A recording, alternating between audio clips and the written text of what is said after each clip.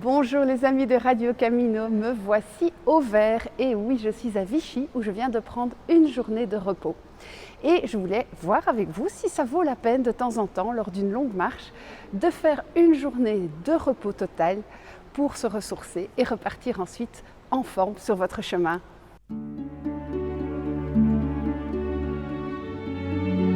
Pourquoi s'accorder des journées de pause quand on est sur une longue marche? Eh bien, il y a plein de raisons. D'abord, ça peut être une météo exécrable, comme j'ai eu ici en Auvergne, avec de la pluie incessante et des orages. Oui, j'en avais marre de marcher sous la pluie, alors que la canicule, moi, ça ne me dérange pas. Ça peut être aussi parce que vous allez faire une belle rencontre et que la personne, elle va avoir envie de vous inviter chez elle, ou vous allez trouver un lieu magique pour faire un bivouac vraiment exceptionnel.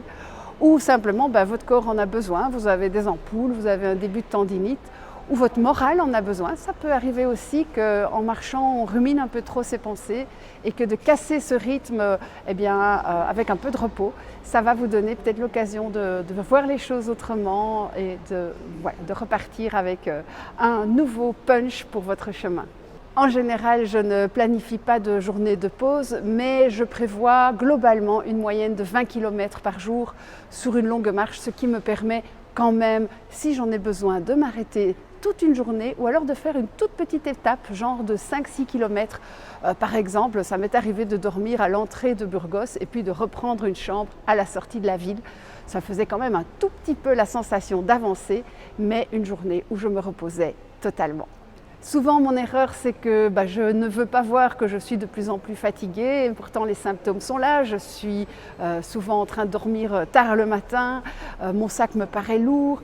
Et en fait, en faisant une journée de pause à temps, sans attendre d'arriver dans des fatigues extrêmes, d'abord, on s'empêche de tomber malade éventuellement. Et puis, on va pouvoir vraiment se recharger et repartir avec un sac qui semble peser une plume. On est sur un petit nuage.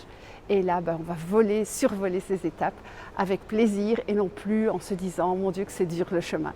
Qu'est-ce que je fais dans ces journées de pause? Typiquement, je vais en profiter pour faire une grasse matinée, un bon petit déjeuner. Je vais me cuisiner des bons petits plats, notamment des légumes, des choses qu'on n'a pas l'occasion de transporter dans son sac. Je vais aussi m'offrir le plaisir d'une grande lessive à la laverie automatique et d'avoir tout mon linge qui sent bon. Et puis souvent, j'écris, je dessine, je me remets à jour, j'envoie des lettres. Bref, je fais tout ce qui prend du temps et qui demande de se poser complètement et qui permet aussi de bien se reposer.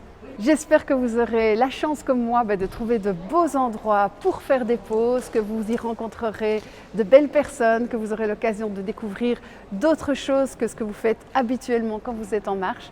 Et puis voilà, ce fait de couper un peu la routine d'un long chemin, vous allez voir que ça va beaucoup vous apporter. Donc je vous encourage à ne pas calculer trop juste vos étapes pour pouvoir vous octroyer de temps en temps un jour de congé. En tout cas, c'est tout ce que je vous souhaite et je vous dis à bientôt pour d'autres vidéos. Ciao! Après ces bonnes paroles, l'envers du décor. Si pour certains le jour de pause a un effet booster, dans mon cas, c'est plutôt l'inverse, c'est-à-dire que j'ai toute la fatigue qui revient après seulement quelques kilomètres de marche et des douleurs musculaires et juste l'envie de faire la sieste.